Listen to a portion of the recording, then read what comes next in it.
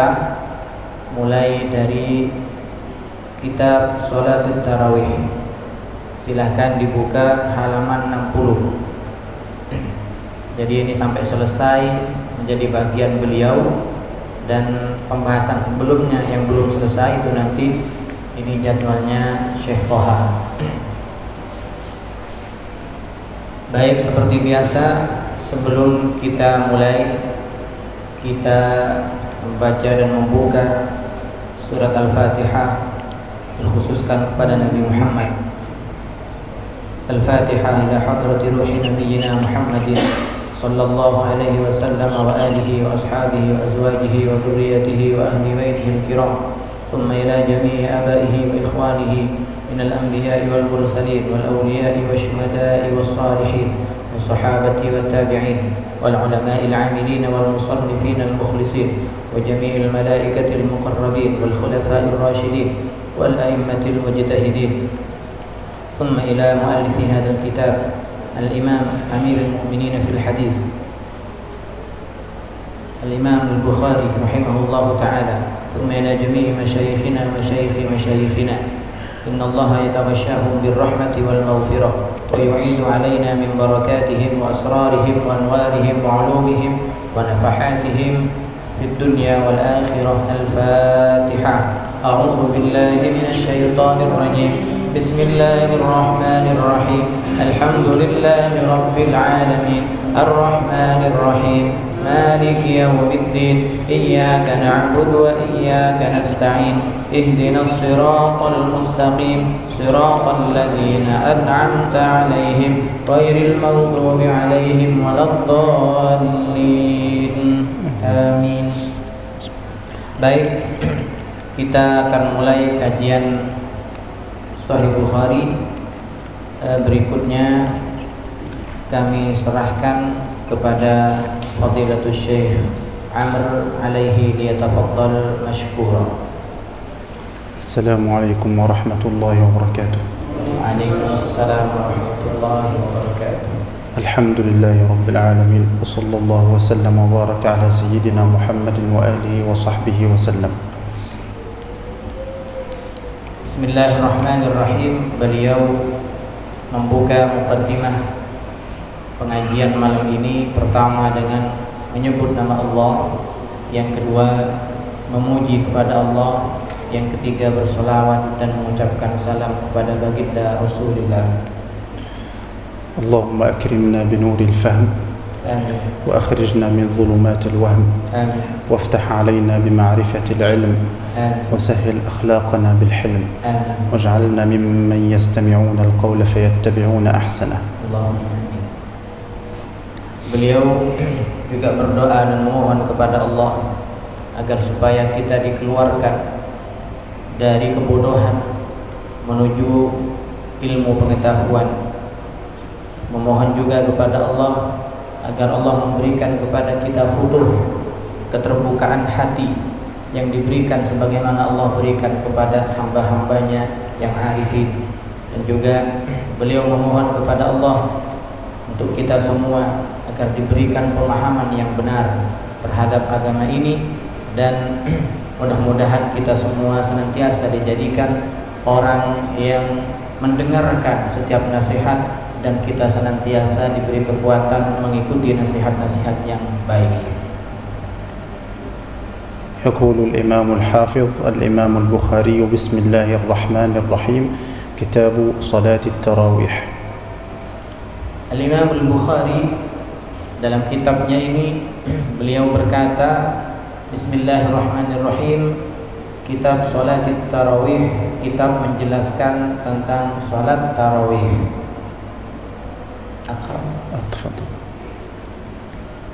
Ila an qala Bismillahirrahmanirrahim, kitab salat tarawih, babu fadli man qama Ramadan.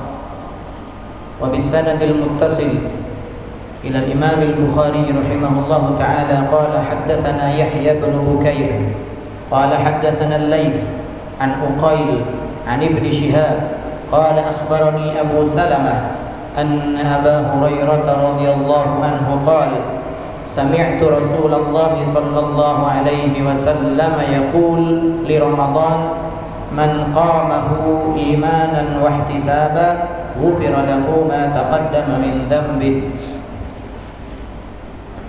Wa bihi ilaihi qala haddatsana Abdullah ibn Yusuf qala akhbarana Malik an Ibn Shihab an Humayd ibn Abdurrahman an Abi Hurairah radhiyallahu anhu anna Rasulullah sallallahu alaihi wasallam qala man qama Ramadana imanan wa ihtisaban غفر له ما تقدم من ذنبه. قال ابن شهاب فتوفي رسول الله صلى الله عليه وسلم والناس على ذلك ثم كان الأمر على ذلك في خلافة أبي بكر وصدرا من خلافة عمر رضي الله عنهما.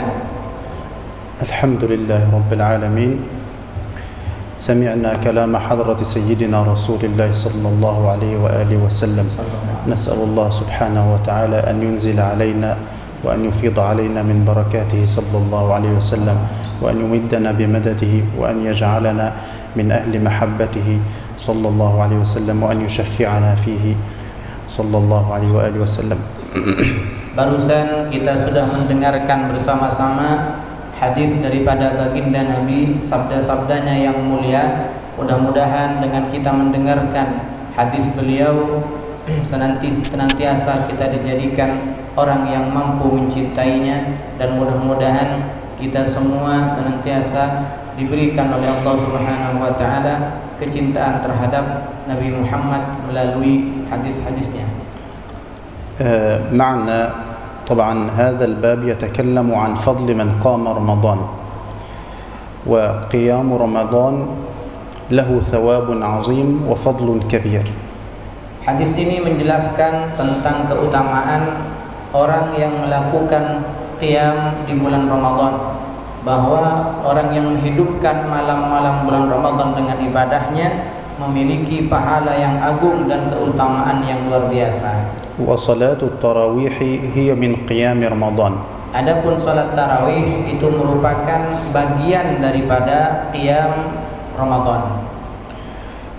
والمغفرة في الحديث هي بشرط أن يكون القيام إيمانا واحتسابا.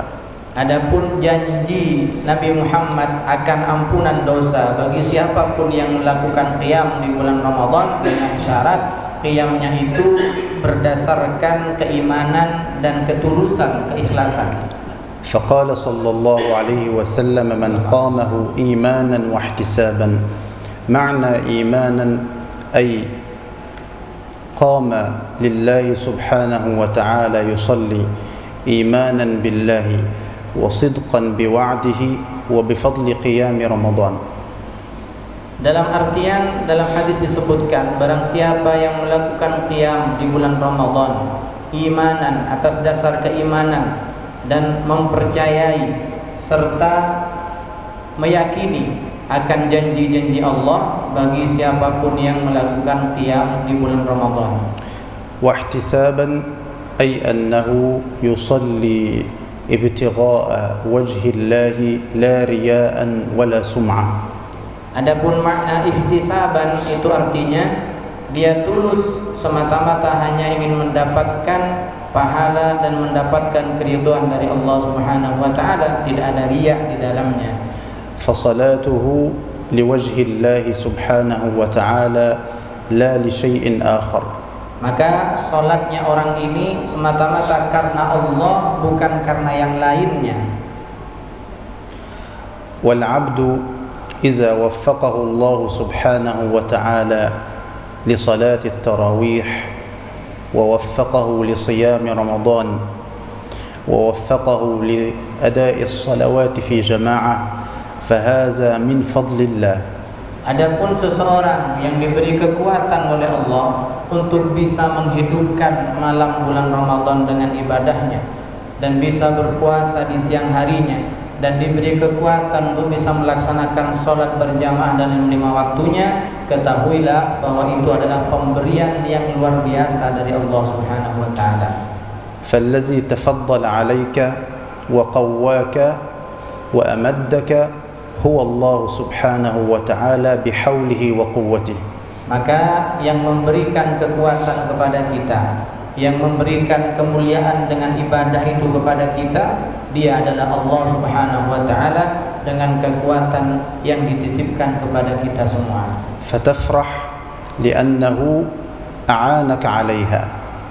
Maka kita harus senang dan gembira, bersyukur karena Allah yang membantu kita. ومن هنا لا بد أن ننتبه. قال سيدي ابن عطاء الله السكندري: لا تفرحك الطاعة لأنها برزت منك.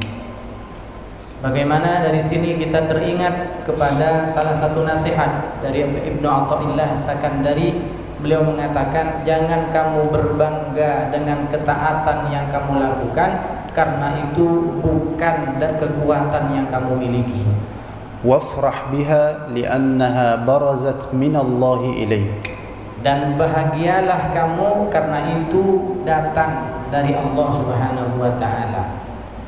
فلو العبد فرح بأن الطاعة برزت منه أي من حوله ومن قوته ولم ير فضل الله سبحانه وتعالى عليه فيها فطاعته باطلة. Dan barang siapa yang melihat bahwa kekuatan dia saat beribadah, mengira bahwa kekuatan itu keluar dari dalam dirinya, serta dia mengabaikan kekuatan dan anugerah yang Allah berikan, maka ibadahnya itu percuma dan akan menjadi ibadah yang sia-sia. وإنما يفرح لأن الله سبحانه وتعالى أمده وحبب إليه الطاعة وآنسه بذكره وأوقفه بين يديه. Dan kebahagiaan kita saat kita melakukan ibadah itu semata-mata karena Allah yang menginginkan kita beribadah, Allah yang menginginkan kita berduaan dengannya, Allah yang menginginkan kita duduk bersimpuh beribadah di hadapannya. ومع أنه سبحانه وتعالى أعانك عليها نسبها إليك. فقال رسول الله: من قام ونسب الفعل إليك مع أن الحقيقة أن الله سبحانه وتعالى أقدرك عليها. Walaupun pada hakikatnya semua amal yang kita lakukan itu kekuatan yang Allah berikan kepada kita, dengan demikian Allah menisbatkan dan Rasulullah pun menisbatkan perbuatan itu kepada kita.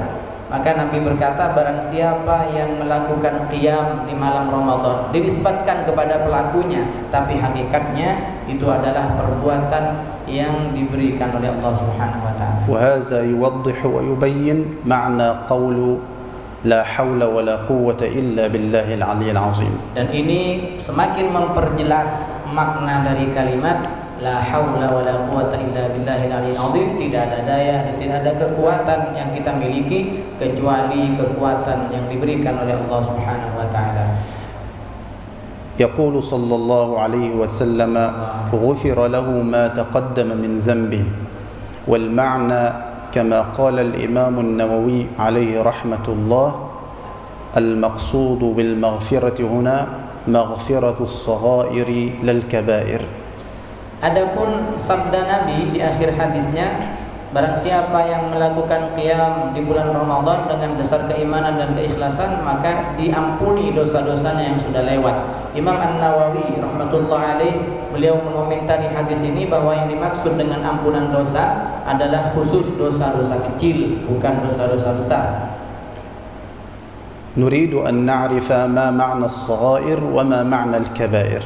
Kita ingin jelaskan, kita ingin tahu apa makna dosa kecil, apa yang dimaksud dengan dosa besar. الصغيرة هي التي أو هي الذنب الذي لم يتوعد الله عليه بحد أو بعقوبة أو بلعن. Yang dinamakan dosa kecil adalah satu dosa dan kesalahan yang mana bila dilakukan itu tidak ada sanksi hadnya, tidak ada sanksi khusus yang diberikan oleh Allah dalam Al-Quran, tidak ada hukuman khusus seperti potong tangan, seperti hukuman tajam dan lain-lain, tidak ada sanksi khusus yang disebutkan. والكبيرة هي التي توعد الله عليها بحد أو بعقوبة أو بلعن. Adapun yang dimaksud dosa besar adalah dosa yang mana bagi pelakunya diancam dengan hukuman khusus, dengan had, dengan hukuman khusus yang sudah ditentukan oleh Allah di dalam Al-Quran. والصغائر تكفرها الصلوات الخمس والجمعة إلى الجمعة. Adapun dosa kecil itu bisa dihapus dengan solat 5 waktu yang kita lakukan dan dengan solat Jumat yang kita lakukan. أما الكبائر فلا بد فيها من شروط.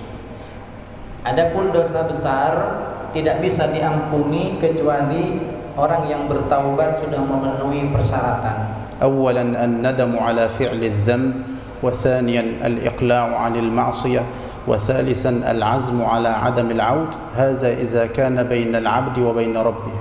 Apa itu syarat-syaratnya? Yang pertama, harus ada penyesalan di dalam hatinya atas dosa yang dia lakukan. Yang kedua, tidak melakukan lagi, melepaskan diri dari dosa itu. Yang ketiga, berniat dalam hati, ada azam dalam hati, tidak akan mengulangi yang kedua kalinya. Ini kalau dosa yang terjadi antara kita dengan Allah.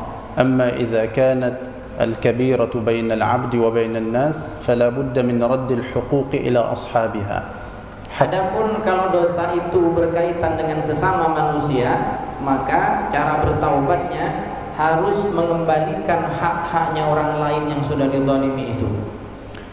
والكبائر طبعا ظاهرة وباطنة. Adapun dosa besar itu ada kalanya nampak zahir, ada kalanya tidak nampak, sifatnya batin. الكبائر الظاهرة والعياذ بالله كالغيبة والنميمة والزنا والسرقة والقتل هذه بالجوارح. Adapun dosa yang nampak itu seperti gosip, ngerasani, provokasi, zina dan lain-lainnya. والكبائر التي في الباطن وهي أخطر من كبائر الجوارح كالكبر والعياذ بالله. Adapun dosa besar yang batin yang tidak nampak adalah dosa-dosa yang ada dalam hati, seperti sifat sombong yang ada dalam hati. فقيام رمضان هو يطهر العبد من الصغائر كلها. Maka qiyam di malam hari bulan Ramadan itu bisa menghapus dosa-dosa kecil semuanya. أما الكبائر فلا بد فيها من التوبة وتكون توبة نصوحا. Adapun dosa besar bisa diampuni dengan cara bertaubat, itu pun harus dengan taubatan nasuha. وإذا تاب العبد توبة نصوحا ثم وقع في الذنب مرة أخرى يتوب مرة أخرى. Adapun seseorang bila sudah bertaubat kepada Allah dengan taubat yang nasuha, yang sebenarnya setelah itu dia terjerumus ke dosa lagi, maka harus bertaubat lagi. فكلما وقع العبد في معصية وجدد لها توبة هذا دليل على محبة الله له. Dan siapapun yang ketika terjerumus ke dalam satu dosa, maka dia segera memperbaharui taubatnya. Dosa, taubat lagi, terus begitu, maka ini bukti bahwa Allah itu cinta kepada orang tersebut. لأن الله قال إن الله يحب التوابين ويحب المتطهرين. Karena Allah Subhanahu wa taala berfirman dalam Al-Qur'an, sesungguhnya Allah suka, Allah cinta kepada orang yang gemar bertaubat, banyak taubatnya, dan Allah juga suka kepada orang yang mensucikan diri. ومعنى التوابين يعني كثير التوبة، وطالما كثير التوبة أي كثير الأخطاء.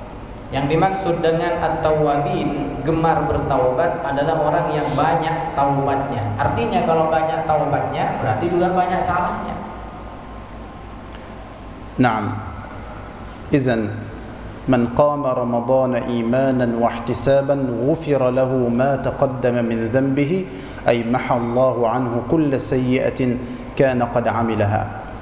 Artinya dalam hadis ini, barang siapa yang melakukan qiyam di malam hari bulan Ramadan, maka Allah ampuni dosa-dosanya di masa lalu yang sudah dia kerjakan. فالمسلم في رمضان الذي هو مواسم الطاعات ومواسم الخيرات يفرح ويتلألأ قلبه نورا وبهجة وسرورا بمغفرة الله سبحانه وتعالى له. Adapun orang yang beriman ketika datang bulan Ramadan, dia sadar betul bahwa Ramadan ini adalah momen di mana Allah mencurahkan ampunannya, momen di mana di situ kebaikan-kebaikan dilipat gandakan oleh Allah, maka hati orang yang beriman dia bahagia, berbunga-bunga, pancaran cahaya terpancar dalam hatinya karena berburu maghfirah dan ampunan dari Allah Subhanahu wa taala. ولذلك أهل الله دائما ما يوصون كلما وقعت في ذنب جدد له توبة فإن التوبة تمحو الذنب إن الحسنات يذهبن السيئات. Oleh karena itu sebagian orang yang dekat dengan Allah, ahlullah, menasihati kita semua dalam nasihatnya, setiap kali Anda melakukan kesalahan, maka setiap kali itu pula Anda memperbaharui taubat Anda, memperbaharui taubat Anda. وإذا تبت إلى الله قالوا لا تتذكر ما فعلته من المعاصي لأن الله قد محاه من صحيفة سيئاتك. Kalau sudah bertaubat dengan sungguh-sungguh, maka tidak perlu difikirkan lagi dosa-dosa yang sudah lewat, karena itu sudah diampuni oleh Allah Subhanahu wa taala. فأقبل على الله بهمة وبصدق يقبل الله عليك. Maka setelah bertaubat, menghadaplah dengan tulus kepada Allah, dengan sungguh-sungguh kepada Allah, maka Allah senantiasa akan menyambut kita. Wa bihi ilaihi qala wa an ibn Shihab an Urwah ibn Zubair an Abdurrahman ibn Abdul Qari annahu qala خرجت مع عمر بن الخطاب رضي الله عنه ليلة في رمضان إلى المسجد فإذا الناس أوزاع متفرقون يصلي الرجل لنفسه ويصلي الرجل فيصلي بصلاته الرهط فقال عمر إني أرى لو جمعت هؤلاء على قارئ واحد لكان أمثل ثم عزم فجمعهم على أبي بن كعب ثم خرجت معه ليلة أخرى والناس يصلون بصلاة قارئهم قال عمر نعم البدعة هذه والتي ينامون عنها أفضل من التي يقومون يريد آخر الليل وكان الناس يقومون أوله. نعم، هنا يتكلم عن صلاة التراويح، وصلاة التراويح سنة مؤكدة أول من صلاها سيدنا رسول الله صلى الله عليه وسلم. Dalam hadis ini menjelaskan tentang salat tarawih, bahwa hukum dari salat tarawih itu adalah sunnah muakkadah, dan yang pertama kali melakukan ini adalah baginda Nabi sallallahu alaihi wasallam. Wa waqtuha ba'da salat al-isya. Adapun waktunya diawali dari setelah salat Isya. Wa adadu raka'atiha سيدنا رسول الله صلى الله عليه وسلم كما في الحديث عن عائشة أنه لم يزد في رمضان ولا في غيره عن 11 ركعة وفي رواية 13 ركعة.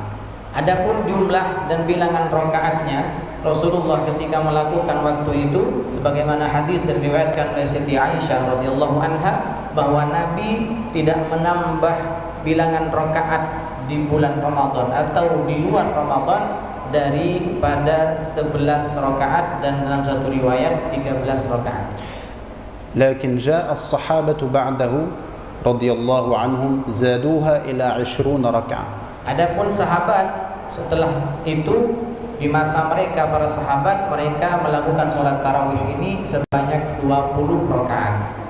ما الذي حصل؟ أن سيدنا رسول الله كان في 8 ركعات أو 10 ركعات يطيل القراءة، لكن الصحابة رضي الله عنهم خففوا في القراءة وزادوا في عدد الركعات. Apa kemudian hubungannya di antara keduanya? Ketahuilah bahwa di zaman Rasulullah beliau sholat 8 rakaat dan sahabat 20 rakaat. Karena Rasulullah memperpanjang berdirinya, bacaannya diperpanjang oleh beliau. Sedangkan di masa sahabat berdirinya diperpendek, tapi mereka menambah rakaatnya. فأهل مكة جعلوها 20 ركعة. Penduduk Makkah, sahabat yang ada di Makkah menjadikan salat tarawih 20 rakaat. وبعد كل 4 ركعات كانوا يطوفون 7 مرات بالكعبة المشرفة. Setiap selesai 4 rakaat mereka lakukan dalam tarawih, mereka melakukan tawaf di sekitar Ka'bah. فلما رآهم أهل المدينة هكذا جعلوا مكان الطواف 4 ركعات، فصلاة التراويح عندهم 36 ركعة. Adapun ini diketahui oleh orang-orang Madinah. Mereka tahu bahwa penduduk Mekah itu setiap selesai 4 rakaat tarawih mereka tawaf. Sehingga orang-orang Madinah itu menambah bilangan rakaatnya. Kata mereka, jangan sampai kalah pahalanya dengan orang di Mekah. Di Mekah bisa tawaf, di Madinah nggak bisa tawaf. Kita tambah saja rakaat kita. Jadi berapa? Jadi 36 rakaat salat tarawih mereka. فزادوا مقابل 4 مرات طواف بالكعبة المشرفة، زادوا مقابلها 16 ركعة. أفتاهم الإمام مالك رضي الله عنه بذلك. Maka sebagaimana mereka itu di Mekah melakukan tawaf, mereka menambah yang ada di Madinah dengan 16 rakaat sebagai ganti karena mereka tidak bisa tawaf. Ini yang difatwakan oleh Imam Malik di Madinah. ومن هنا وجدنا أن رسول الله لم يزد عن 11 أو 13، ولكن الصحابة زادوا إلى 20 في مكة، وفي المدينة زادوا إلى 36. Oleh karena itu di masa Rasulullah beliau melakukannya 11 rakaat atau 13 rakaat, tapi di masa sahabat yang ada di Makkah mereka melakukan 20 rakaat dan di Madinah mereka melakukan 36 rakaat. لماذا زادوا؟ لأن سيدنا رسول الله كان يطيل الصلاة، يفتتح بالبقرة ويدخل إلى آل عمران، وهذا في ركعة واحدة. فلما قصرت همم الناس فقهاء الصحابة زادوا لهم في عدد الركعات وقللوا لهم في القراءة. Kenapa berbeda? Sahabat kok lebih banyak rakaatnya? Karena di masa Rasulullah rakaatnya sedikit tapi bacaannya panjang. Setelah Fatihah kadang Nabi baca Al-Baqarah dalam 1 rakaat, baca Ali Imran dalam 1 rakaat. Maka ketika masa sahabat ini orang yang malas beribadah sudah semakin banyak, maka bacaannya diperpendek tapi rakaatnya ditambah. ومن هنا صلاة التراويح عند السادة الشافعية 20 ركعة، وعند الأحناف 20 ركعة، وعند الحنابلة 20، وعند السادة المالكية 36. Oleh karena itu menurut madhab Imam Syafi'i tarawih itu 20. Menurut madhab Imam Abu Hanifah tarawih 20. Menurut madhab Imam Ahmad tarawih 20 rakaat. Menurut madhab Imam Malik tarawih itu 36 rakaat.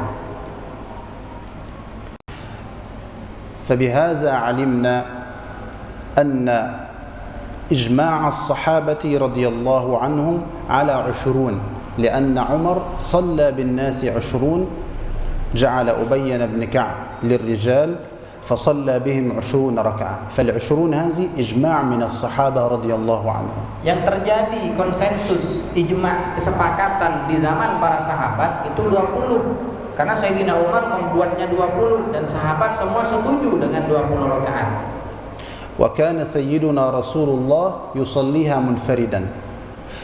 في أول يوم في رمضان صلى بالناس جماعة، وفي ثاني يوم صلى بهم، وفي ثالث يوم أيضا، لكن جاء في اليوم الرابع ولم يخرج إليهم خوفا أن تفرض عليهم.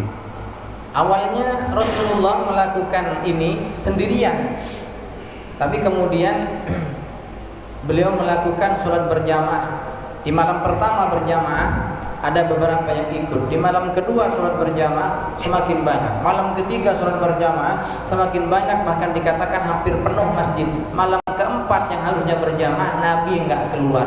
Kenapa? Khawatir nanti kalau terlalu semangat sholat tarawih diwajibkan oleh Allah. واستمر الناس على هذا في عهد سيدنا رسول الله وفي عهد أبي بكر رضي الله عنه. Dan hal yang begini ini terjadi di zaman Rasulullah, begitu pula di masa Sayyidina Abu Bakar radhiyallahu anhu. وفي سنة 23 من الهجرة جمع سيدنا عمر بن الخطاب الناس على صلاة التراويح. Dan di tahun ke-23 dari hijrah, di masa Sayyidina Umar sudah menjadi khalifah, Sayyidina Umar yang pertama kali menjadikan salat berjamaah, salat tarawih ini. وقال نعمة البدعة هي. Lalu Sayyidina Umar berkata, sebaik-baik bid'ah itu yang seperti ini. وهنا نعلم أن صلاة التراويح ركعتين ركعتين ليست 4 ركعات و4 ركعات. Dari sini kita juga bisa pahami bahwa pelaksanaan sholat tarawih itu dilakukan 2 rakaat salam, 2 rakaat salam, bukan 4 rakaat salam, 4 rakaat salam. لأن رسول الله قال صلاة الليل مثنى مثنى. Karena Nabi berkata dalam hadis yang lain bahwa sholat malam itu dilakukan 2 rakaat, 2 rakaat. أما صلاة 4 ركعات في صلاة التراويح ويسلم و4 ويسلم كما يفعل الوهابية، هذه الكيفية لم ترد في السنة المطهرة في الليل. Adapun sebagaimana yang dilakukan oleh kelompok-kelompok Wahabi, kata beliau, sholat tarawih dilakukan 4 rakaat salam, 4 rakaat salam, ini tidak ditemukan di dalam hadis, tidak ditemukan dalam hadis tentang sholat malam yang dilakukan semacam ini. وأيضا قولهم بأن 20 ركعة بدعة هذا خطأ منهم. خرج في بعض الأيام ناس من الوهابية يقولون أن السنة أن نصلي التراويح 8 ركعات وأن نوتر ب3، أما 20 فهي بدعة لم يفعلها رسول الله. Adapun perkataan mereka yang mereka berkata bahwa sholat tarawih 20 rakaat itu adalah bid'ah, itu kesalahpahaman mereka. Suatu saat ada sebagian dari mereka berkata bahwa sholat tarawih yang benar itu adalah 8 rakaat, katanya 8 rakaat dan 3 rakaat witir. Adapun yang 20 rakaat menurut mereka itu tidak ada dan itu bukan sunnah, tidak pernah dilakukan Rasulullah. لماذا قالوا هذا؟ لأنهم يقولون بأن البدعة هي ما لم يفعله رسول الله. Kenapa mereka mengatakan itu bid'ah? Karena menurut mereka setiap yang tidak dilakukan Rasulullah bagi mereka itu adalah bid'ah. وقولهم هذا هو جناية على الدين وهدم للإسلام. Dan perkataan ini berbahaya, ini salah satu kriminal terhadap agama dan bisa merobohkan agama, pernyataan semacam ini. لأن رسول الله قال من سن في الإسلام سنة حسنة فله أجرها وأجر من عمل بها. Karena Nabi dalam hadis yang lain juga mengatakan barang siapa yang memberikan contoh kebaikan di dalam Islam maka baginya pahalanya dan pahala setiap orang yang menirukan setelahnya. واستدلالهم بحديث كل محدثة بدعة وكل بدعة ضلالة استدلال ليس في محله. Adapun dalil mereka yang mengatakan bahwa setiap yang baru itu adalah bid'ah dan setiap yang bid'ah itu adalah sesat, ini pemakaian dalil yang tidak tepat sasaran pada tempatnya. لأن هذا الحديث عام ولكن خصص. Karena hadis ini sifatnya umum tetapi bisa ditakhsis, bisa ada pengecualian-pengecualian. فكل ما له أصل في الشرع فهو بدعة حسنة. Maka setiap apapun yang ada landasannya, ada dasarnya dalam syariat, maka itu termasuk bid'ah, tapi bid'ah yang hasanah, bid'ah yang baik. وكل ما ليس له أصل في الشرع فهو بدعة سيئة. Dan apapun yang tidak ada landasannya dalam syariat, maka ini yang dikatakan bid'ah yang tercela. فمثلا يقولون قراءة القرآن على الموتى بدعة، ونقول لهم قراءة القرآن له أصل في الشرع سواء للحي أو الميت فليس ببدعة لأن له أصل في الشرع. Sebagaimana mereka juga berkata bahwa membaca Al-Quran untuk orang yang mati bagi mereka bid'ah. Mereka tidak tahu bahwa membaca Al-Quran itu ada landasannya baca Quran itu dianjurkan baik untuk orang mati ataupun untuk orang yang hidup, asalkan baca Quran itu baik. فكل طاعة نجتمع عليها، نجتمع على الأذكار، نجتمع على قراءة الأوراد، نجتمع على قراءة المناقب لسيدي عبد القادر الجيلاني، هم يقولون بأن هذا بدعة، ولكن ليس ببدعة لأن له أصل في الشرع وله أصل أمرنا به رسول الله صلى الله عليه وسلم. Oleh karena itu setiap pertemuan, setiap perkumpulan yang dibaca di dalamnya zikir bersama, wirid bersama, membacakan manaqib-manaqibnya salihin, di antaranya manaqibnya Syekh Abdul Qadir Jilani, mereka mengatakan ini bid'ah, ini tidak benar karena ini dianjurkan oleh Rasulullah dalam salah satu anjurannya. وسيدنا عمر قال طبعا في الحديث خرجت مع عمر بن الخطاب رضي الله عنه ليلة في رمضان إلى المسجد فإذا الناس أوزاع متفرقون، يعني كل واحد منهم يصلي مع نفسه. Dalam hadis ini disebutkan bahwa yang meriwayatkan hadis ini mengatakan suatu saat saya keluar di malam bulan Ramadan dengan Sayyidina Umar bin Khattab. Kami temui orang-orang di masjid itu sholatnya terpencar-pencar, berpisah-pisah. يصلي الرجل لنفسه أي بوحده. Ada yang sholat sendirian. ويصلي الرجل فيصلي بصلاته الرهط هم من 3 إلى 10، هذا يسمى الرهط. Ada yang sholat sendirian kemudian datang makmum 3 atau lebih. فقال عمر إني أرى لو جمعت هؤلاء على قارئ واحد لكان أمثلا، ثم عزم فجمعهم على أبي بن كعب، أي جمع الناس جميعا المنفرد والرهط بإمام واحد. Melihat kondisi seperti ini, manusia orang-orang sholatnya terpencar-pencar, maka Sayyidina Umar punya inisiatif. Beliau ingin mengumpulkan mereka semua di bawah satu komando, satu imam. Maka ditunjuklah Sayyidina Ubay bin Ka'ab untuk menjadi imam, sehingga mereka pun semua ikut bermakmum kepada Ubay bin Ka'ab. ثم خرجت معه ليلة أخرى والناس يصلون بصلاة قارئهم قال عمر نعمة البدعة هذه. Maka di malam yang lain yang meriwayatkan hadis ini berkata, aku kembali keluar di satu malam yang lain, maka kami temukan orang-orang sudah pada sholat dengan imamnya masing-masing. Maka kemudian Sayyidina Umar berkata, sebaik-baik bid'ah itu ya bid'ah yang seperti ini. من هنا نستفيد شيئا. سيدنا عمر جمع الناس في صلاتهم على إمام واحد، فكل من جمع الناس على مجلس علم، مجلس ذكر، جمع الناس لقراءة سيرة سيدنا رسول الله له ثوابهم إلى يوم القيامة. Dari sini, dari hadis ini kita bisa mengambil beberapa pelajaran. Di antaranya pertama, orang yang pertama kali mengumpulkan untuk melakukan sholat tarawih secara serentak itu adalah Sayyidina Umar. Maka kata beliau, barang siapa yang punya upaya mengumpulkan orang lain dalam satu majlis, baik itu majlis ilmu, majlis zikir, dia mengundang teman-temannya, saudara-saudaranya, maka itu merupakan satu kebaikan yang dia lakukan.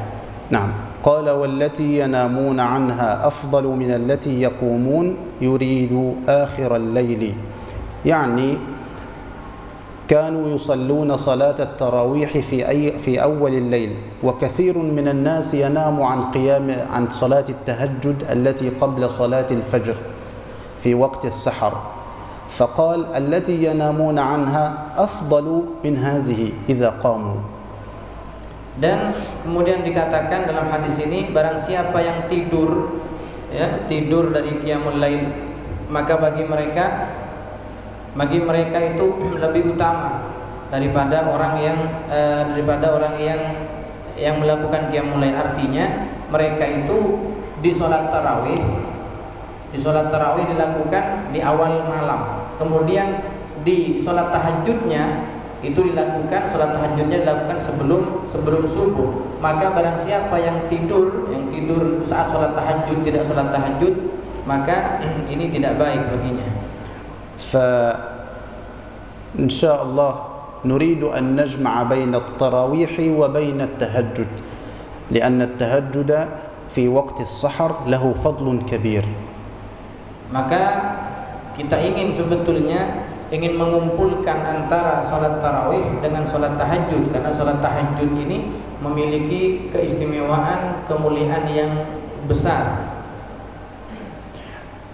لأن وقت السحر هو وقت تنزل الرحمات والله سبحانه وتعالى ينادي فيه هل من مستغفر فأغفر له هل من تائب فأتوب عليه هل من له حاجة فأقضيها هل من كذا إلى طلوع الفجر. Karena ibadah yang dilakukan di waktu sahur menjelang subuh itu memiliki beberapa keistimewaan, rahmatnya Allah dicurahkan di situ, maka Allah memanggil-manggil hambanya di saat itu. Adakah di antara kalian yang ingin bertaubat, akan aku terima taubatnya? Adakah di antara kalian yang ingin memohon ampunan, akan aku beri ampunan? Adakah di antara kalian yang ingin meminta hajat dan kebutuhannya, akan aku kabulkan hajatnya? Dan terus itu dikumandangkan sampai datang waktu subuh. وإذا صليت مع الإمام صلاة التراويح وأوترت معه لا بأس أن تصلي ما شئت في وقت السحر ركعتان 4 كما تحب أن تزيد. Walaupun Anda sudah melakukan sholat tarawih dengan imam, lalu melakukan witir setelah tarawih, tidak apa-apa. Nanti di akhir malam atau di sepertiga malam sholat sunnah lagi 2 rakaat, 4 rakaat, dan berapapun yang Anda suka. لأن قيام الليل قال العلماء لا حصر لعدده فكان الإمام أحمد يصلي 300 ركعة في الليل. Karena sholat malam ini tidak ada batasan, berapapun boleh. Maka Imam Ahmad bin Hanbal itu setiap malam sholat malamnya beliau 300 rakaat. وبعد تعذيبه في قضية خلق القرآن كان يصلي 150. هؤلاء الصالحون يعطيهم الله القدرة والطاقة ويبسط لهم الوقت فيفعلون في الوقت القليل ما لا نفعله نحن في الوقت الكثير. Dan setelah terjadinya fitnah kepada beliau dituduh dan dipenjara gara-gara permasalahan kemakhlukan Al-Quran. Ketika beliau tidak setuju, beliau dipenjara. Dan setelah itu beliau melakukan qiyamul lailnya 250 rakaat. Begitulah orang-orang yang diberi kekuatan oleh Allah, orang-orang soleh. Mereka bisa melakukan ibadah yang banyak dalam waktu yang singkat, yang kita tidak bisa menirunya. لا تقل كيف يصلي 300 ركعة ولكن لا تنظر إليه كإنسان ولكن انظر إلى قدرة الله الذي أعانه على هذا. Jangan bertanya mana mungkin 300 rakaat, gimana cara melakukannya. Jangan dilihat 300 rakaatnya, lihatlah kemampuan dan kekuatan yang diberikan oleh Allah kepadanya. Kalau Allah yang memberikan, apapun bisa dilakukan. وقد ورد عن سيدنا عثمان أنه كان يقرأ القرآن كاملا في ركعة واحدة. Dan begitu pula Sayyidina Utsman diriwayatkan bahwa beliau itu menghatamkan Al-Quran dalam 1 rakaat. يصلي بالقرآن كاملا. إذن هنا الله سبحانه وتعالى يمدهم بالقدرة والعناية والطاقة لهذا الجسم الضعيف فيستمد من أنوار الله سبحانه وتعالى ومن فيضاته فيكون قائما بالله لا بنفسه. Maka di sini kekuatan itu diberikan oleh Allah Subhanahu wa taala, diberikan kepada jasad yang lemah ini. Allah titipkan kekuatan, maka dia beribadah bukan dengan kekuatan fisiknya, tapi dengan kekuatan yang Allah berikan kepadanya. وقد ورد عن سيدنا علي زين العابدين اسمه علي السجاد من كثرة سجوده أنه كان ورده في اليوم من الصلاة 1000 ركعة ابن سيدنا الإمام الحسين رضي الله عنه وأرضاه. Begitu pula diriwayatkan dari Imam Ali Zainal Abidin, putra dari Sayyidina Husain. Beliau diberi gelar As-Sajjad, Sajjad, orang yang banyak sujudnya. Maka dikatakan bahwa sholat beliau itu setiap hari tidak pernah kurang dari 1000 rakaat. الصالحون عندما نقرأ في تاريخهم وفي سيرهم نرى العجائب.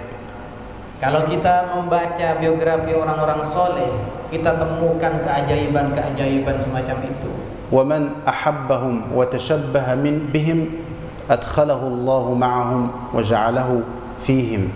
Dan barang siapa yang cinta kepada mereka dan ingin meniru-niru, ingin menyerupai mereka, maka insya Allah akan Allah berikan kepadanya sebagaimana yang Allah berikan kepada mereka. لأنهم كانوا إذا دخلوا في الصلاة غابوا عن الناس وغابوا عن أصواتهم وغابوا عن كل شيء وإنما هم مع الله سبحانه وتعالى. Karena mereka orang-orang soleh itu ketika dia masuk dalam sholatnya, hilang dalam fikirannya orang lain, tidak ada fikirannya orang lain, tidak ada pasar, tidak ada dalam fikirannya. Dia yang ada dalam fikirannya hanya berdoa dengan Allah Subhanahu wa taala. وأذكر لكم قصة عن سيدنا علي زين العابدين هذا دخل في الصلاة واحترق البيت واشتعلت النار ولم يشعر بشيء وجلسوا ينادون عليه يا إمام النار يا إمام النار ولم يتكلم معهم من شدة استغراقه في حضرة الله سبحانه وتعالى. Imam Ali Zainal Abidin ini yang sholatnya nggak kurang dari 1000 rakaat tiap harinya, satu saat ketika beliau sedang sholat, saking dia asyiknya dengan Allah, lupa semuanya. Bahkan di satu saat ketika beliau sholat, rumahnya kebakaran. Tapi beliau masih asyik tegak dalam sholatnya. Orang-orang yang lain yang di luar manggil-manggil beliau, imam, kebakaran, nggak peduli, dan dia seakan-akan tidak dengar saking asyiknya berada di hadapan Allah. وهكذا كان حال الصحابة في الصلاة إذا دخلوا في الصلاة غابوا عن الناس. Begitu pula kondisi para sahabat Nabi ketika sholat. Saat mereka masuk dalam sholat, hilang dalam fikirannya manusia-manusia dan yang lain-lainnya. إذن نستفيد من هذا في رمضان أننا إذا دخلنا الصلاة نريد أن نكون في حضرة الله.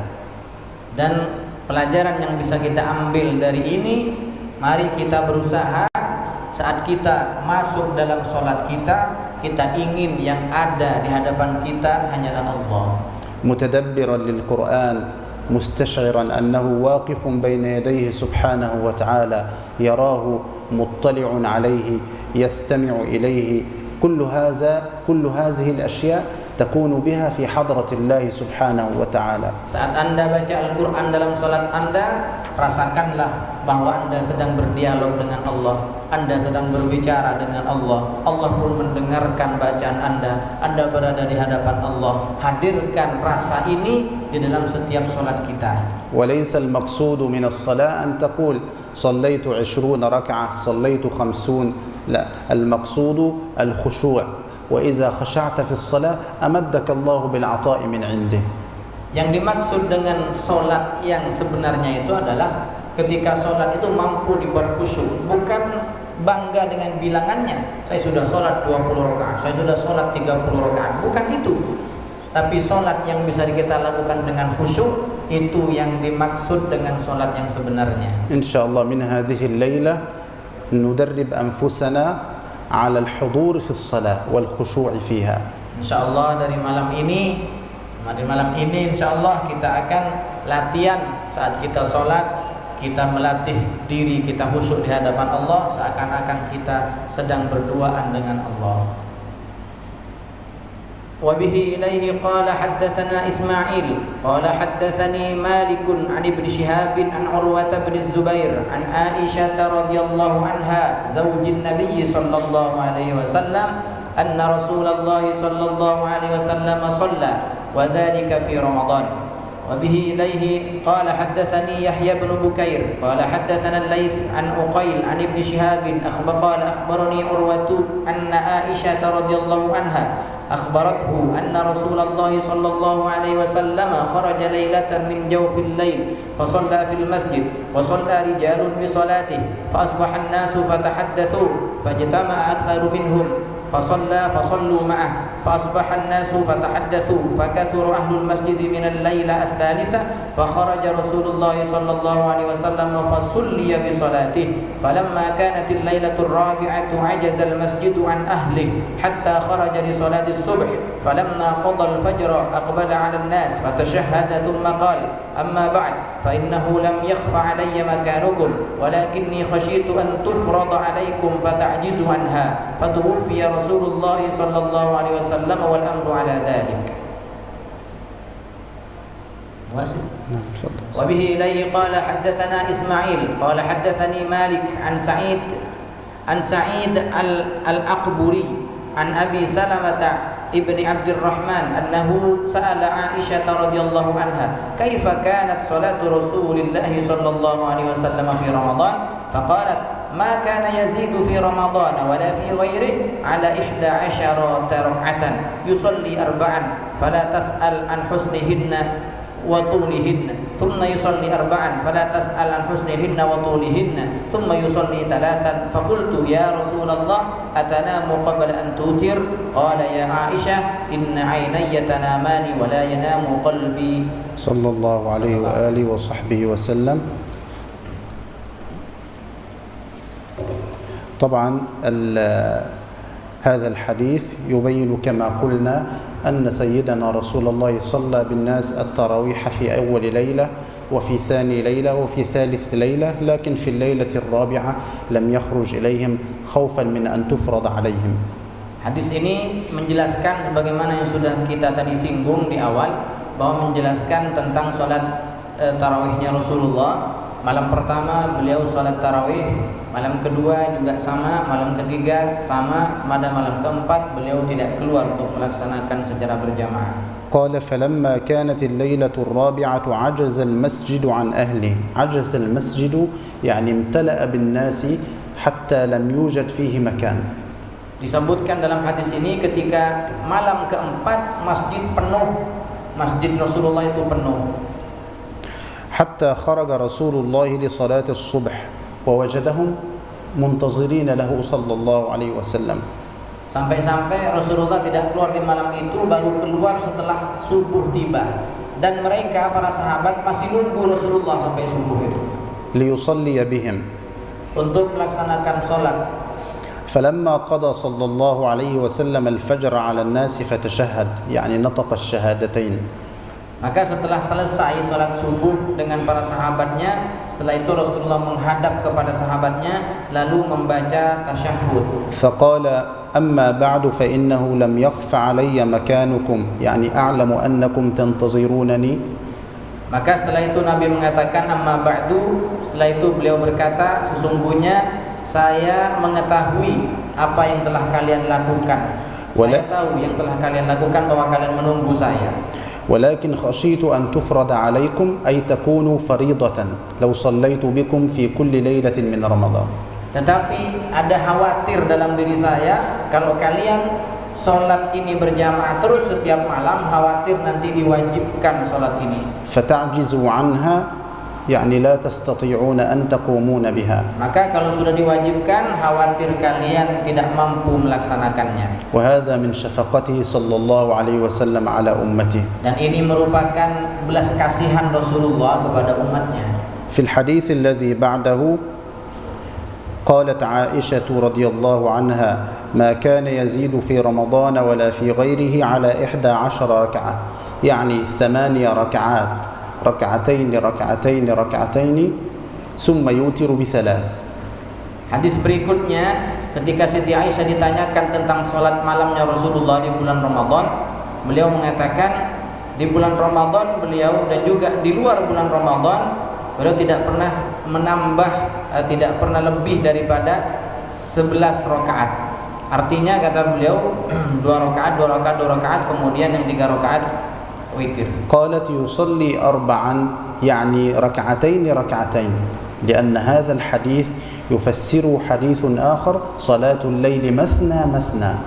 Adapun dalam hadis dikatakan yusolli arba'an, ini artinya setelah 2 rakaat salam, karena ditafsirkan hadis ini dengan hadis yang lain yang disebutkan bahwa salat malam itu dilakukan 2 rakaat. ويفسر حديث ابن عباس لما صلى مع النبي صلى الله عليه وسلم في الليل كانت ركعتين. Begitu pula hadis riwayat Ibnu Abbas yang menjelaskan tentang salat malamnya Rasulullah, bahwa Rasulullah salat malam itu 2 rakaat. قالت عائشة للنبي صلى الله عليه وسلم يا رسول الله أتنام قبل أن توتر. Lalu Siti Aisyah berkata kepada Rasulullah, wahai Rasulullah, apakah engkau tidur sebelum melakukan witir? فقال صلى الله عليه وسلم إن عيني تنامان ولا ينام قلبي. Nabi pun menjawab, wahai Aisyah, sesungguhnya yang tidur itu adalah mataku, tetapi hatiku tidak tidur. هذا من خصوصيات النبي صلى الله عليه وسلم أنه عندما ينام لا ينتقض وضوءه. Ini kekhususan yang dimiliki Rasulullah, keistimewaan yang dimiliki Rasulullah, artinya walaupun beliau itu sedang tidur tapi wudunya tidak batal karena hatinya tidak pernah lalai. بخلافنا نحن إذا نمت ولم تكن متمكنا من الأرض فإن وضوءك ينتقض. Beda dengan kita, kalau kita tidurnya bukan tidur duduk, nah ini bisa dipastikan batal wudu kita. لأنه قال صلى الله عليه وسلم العينان وكاء السهل فمن نام فليتوضأ. Karena Rasulullah mengatakan bahwa kedua mata ini merupakan tempatnya orang lalai, sehingga ketika tidur kedua mata ini maka hendaknya dia berwudu. فقال ولا ينام قلبي لأن قلبه دائما في تلقي الأنوار والفيوضات من الله سبحانه وتعالى فهو دائما معلقا بربه لا يغيب عن ربه.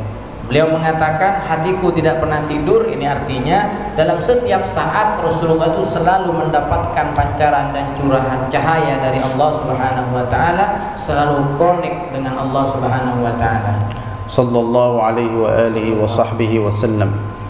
الحمد لله. نختم المجلس بالدعاء إن شاء الله سبحانه وتعالى.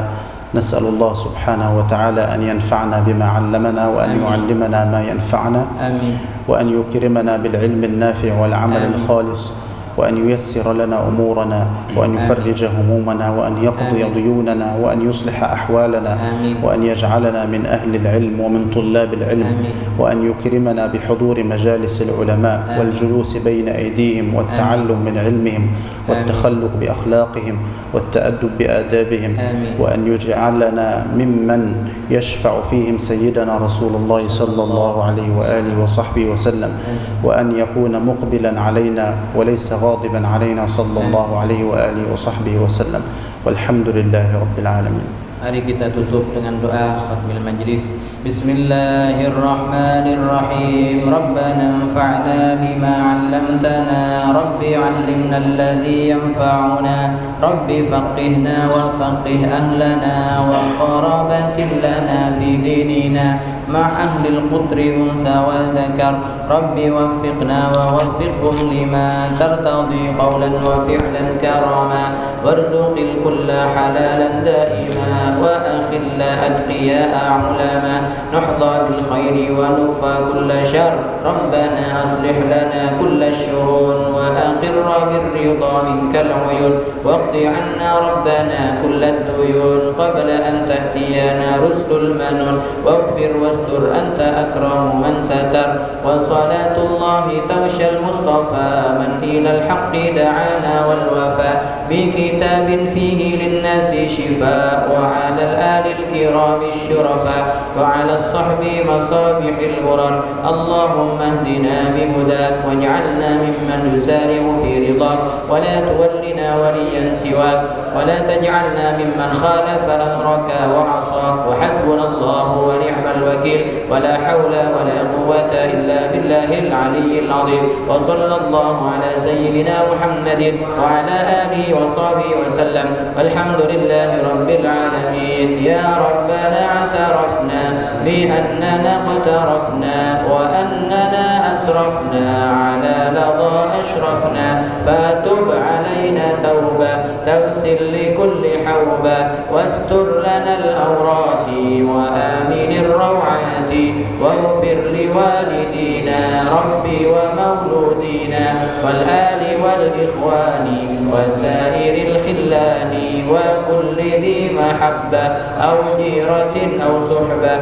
والمسلمين أجمع آمين ربي اسمع فضلا وجودا منا لا باكتساب منا بالمصطفى الرسول نحظى بكل سول صلى وسلم ربي عليه عد الحب وآله وصحبه عدد طش السحب والحمد للإله في البدء والتناهي سبحانك اللهم وبحمدك أشهد أن لا إله إلا أنت أستغفرك وأتوب إليك الحمد لله رب العالمين شكر الله لكم والعفو منكم ثم السلام عليكم ورحمة الله وبركاته. Terima kasih pada semua yang sudah menyempatkan diri